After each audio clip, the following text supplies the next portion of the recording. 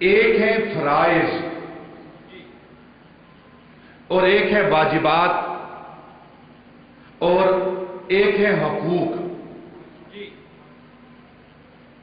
فرائض کیا ہیں اور حقوق کیا ہیں؟ دو بنیادی باتیں ہم اپنے ذہنوں کے اندر رکھیں.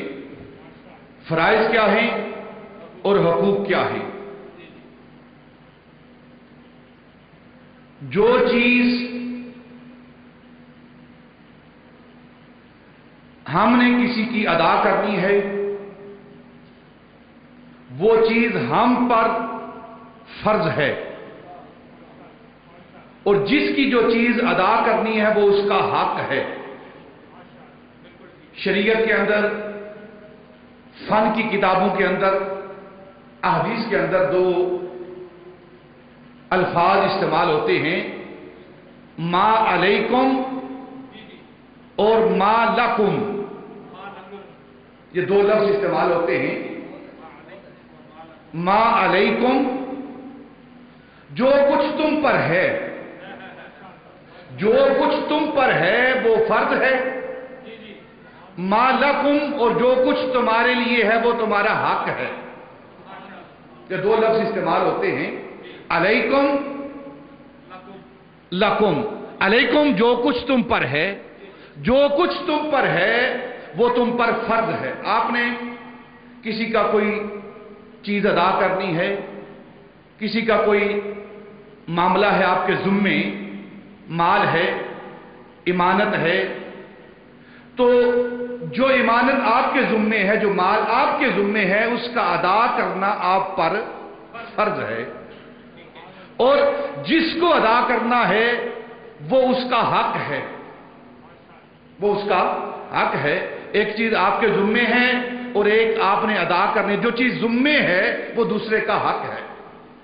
یہ دو فرض اور حق، ان باتوں کو اگر سمجھ جائیں گے تو کائنات کے اندر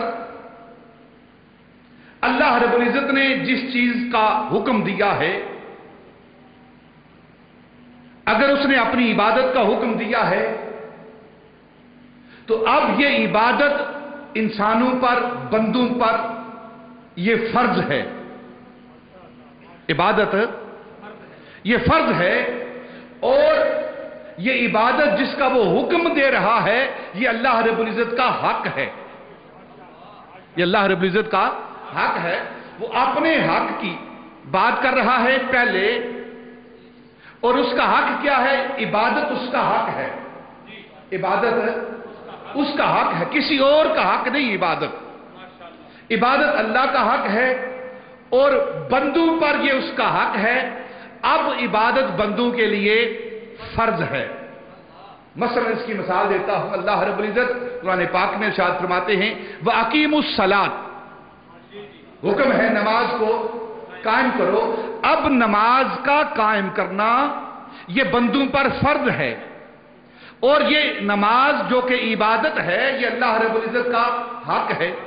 وَآتُوا الزَّكَاةَ، زکوٰۃ کو ادا کرو. تو اب زکوٰۃ یہ ادا کرنا مالداروں پر فرض ہے. زکوٰۃ یہ ادا کرنا مالداروں پر، صاحب نصاب پر فرض ہے، اور جو معاشرے کے غرباء مساکین ہیں یہ ان کا حق ہے. فرض اور حق کی بات جو ہے آپ اس کو اچھی طرح سنیں کہ جو کسی کا حق ہے، زکوٰۃ ہے، زکوٰۃ کا ادا کرنا مالداروں پر، صاحب اموال پر، صاحب نصاب پر اس کا ادا کرنا فرض ہے. اور اگر وہ فرض ادا نہیں کرتا تو گنہگار ہوتا ہے. اور یہ مال زکوٰۃ جو ہے مالدار کا، اس کا ادا کرنا اس کا فرض، اور جس کو یہ زکوٰۃ دی جا رہی ہے جو معاشرے کا غریب ہے، مسکین ہے، یا جس پر اللہ رب العزت نے اس کو لاگو کیا ہے یہ اس کا حق ہے. تو جس کو ادا کیا جا رہا ہے اس کا حق ہے، اور جو ادا کر رہا ہے یہ اس پر فرض ہے. اب دو طرح کے حقوق، ایک حقوق اللہ اور ایک حقوق العباد. حقوق اللہ کیا ہیں؟ اللہ رب العزت جس چیز کا حکم دیتا ہے اپنے لیے، اپنے لیے جس چیز کا حکم دیتا ہے وہ حقوق اللہ ہیں، اور جس چیز کا اللہ اور اللہ کا رسول اپنی بندوں کے لیے، مخلوق کے لیے، امتیوں کے لیے حکم دیتا ہے وہ امتیوں کا حق ہے، وہ حقوق العباد ہیں۔ اللہ کا حق کیا ہے؟ عبادت۔ اللہ کا حق کیا ہے؟ مستقل بالذات ہونا، یہ اللہ کا حق ہے۔ قدیم ہونا، یہ اللہ کا حق ہے۔ یہ سارے اللہ کے حقوق ہیں۔ عبادت کی مستحق جو ذات ہے وہ اللہ کی ذات ہے، اور جو اللہ رب العزت اپنے بارے میں حکم دیتا ہے وہ اللہ کا حق ہے، جو مخلوق کے بارے میں حکم دیتا ہے وہ مخلوق کا حق ہے، وہ بندوں کا حق ہے۔ اب بندوں میں سے، مخلوق میں سے جو سب سے زیادہ حقدار ہستی ہے، بندوں میں سے جو سب سے زیادہ حقدار ہستی ہے وہ نبی پاک صلی اللہ علیہ وسلم کی ذات ببرکات ہے۔ ساری کائنات کے حقوق ایک طرف اور نبی پاک صلی اللہ علیہ وسلم کے حقوق ایک طرف۔ جو حقوق بندوں میں نبی پاک صلی اللہ علیہ وسلم کے ہیں وہ کسی اور بندے کے حقوق نہیں ہیں۔ انسانوں کو جو حق حاصل ہیں، بندوں کو جو حقوق حاصل ہیں، کائنات کے افراد کو جو حق حاصل ہیں، وہ سارے حق ایک طرف، اور ان حقوق میں جو سب سے زیادہ حقدار ہے وہ نبی پاک صلی اللہ علیہ وسلم کی ذات ببرکات ہے۔ محمد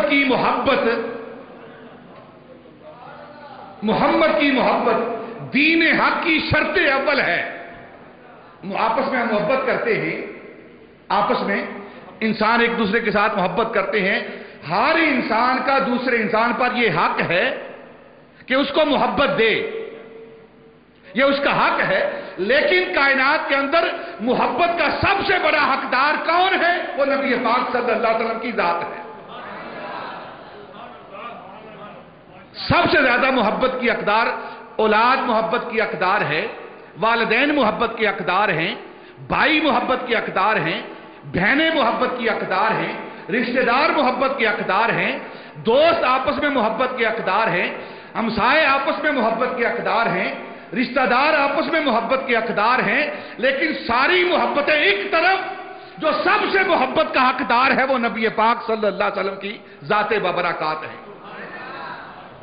اسی طرح دوسرے حقوق ہیں، تو سب سے مخلوق کے اندر، کائنات کے اندر، عبد کے اندر، بندوں کے اندر، انسانوں کے اندر جو سب سے زیادہ حقدار ہیں وہ نبی پاک صلی اللہ علیہ وسلم کی ذات ببرکات ہیں۔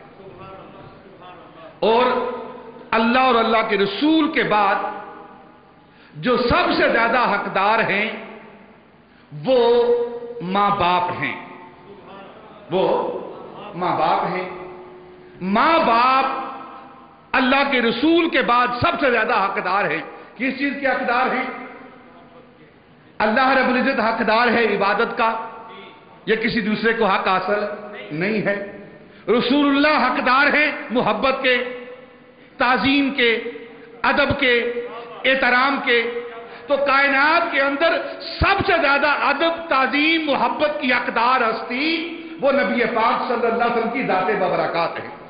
حتیٰ کہ انبیاء، اولیاء، معاشرے کے دوسرے افراد وہ بھی اتنے حقدار نہیں جتنے حقدار نبی پاک صلی اللہ علیہ وسلم کی ذات ببرکات ہیں۔ اور نبی پاک کے بعد ہماری تعظیم، ہماری محبت، ہمارے ادب کی حقدار جو ہستیاں ہیں وہ ماں باپ ہیں۔ بخاری شریف کے حدیث پاک ہے، ایک صحابی نبی پاک صلی اللہ علیہ وسلم کی بارگاہ میں حاضر ہوئے۔ یا رسول اللہ، اللہ کے نزدیک سب سے مقبول عمل، احب عمل کون سا عمل ہے؟ اللہ کی بارگاہ میں پسندیدہ عمل کون سا عمل ہے؟ تو نبی پاک صلی اللہ علیہ وسلم نے فرمایا، یہ بخاری اور مسلم کی حدیث پاک ہے، آپ نے فرمایا کہ اللہ کے نزدیک سب سے پسندیدہ عمل کیا ہے؟ وہ وقت پر نماز کا ادا کرنا ہے۔ وقت پر نماز کا ادا کرنا، یہ بخاری اور مسلم کی حدیث پاک ہے۔ نبی پاک نے فرمایا کہ اللہ کے نزدیک سب سے پسندیدہ عمل بندے کا کیا ہے؟ وہ وقت پر نماز کا ادا کرنا ہے۔ پھر صحابی نے عرض کی یا رسول اللہ اس کے بعد اللہ کے نزدیک کون سا پسندیدہ عمل ہے؟ تو نبی پاک صلی اللہ علیہ وسلم فرمایا بر الوالدین، والدین کے ساتھ نیکی، اس کے بعد سب سے مقبول عمل، اللہ کی بارگاہ میں سب سے پسندیدہ عمل والدین کے ساتھ حسن سلوک ہے۔ اور پھر صحابی نے سوال کیا یا رسول اللہ اس کے بعد اللہ کی بارگاہ میں کون سا پسندیدہ عمل ہے؟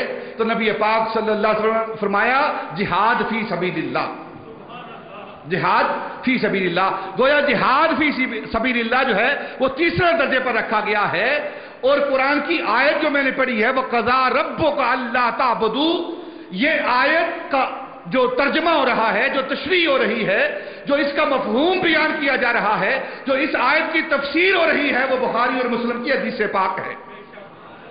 قرآن پاک میں اللہ فرما رہا ہے کہ پہلا حق عبادت کا ہے، اور حدیث پاک میں نبی پاک صلی اللہ علیہ وسلم فرما رہے ہیں کہ پہلا عمل جو اللہ کی بارگاہ میں مقبول ہے وہ اللہ رب العزت کی عبادت ہے، وقت پر نماز کا ادا کرنا ہے۔ گویا کبھی قرآن کی آیات قرآن کی آیات کی تفسیر کرتی ہیں، اور کبھی قرآن کی تفسیر نبی پاک صلی اللہ علیہ وسلم کی حدیث مبارکہ کرتی ہیں۔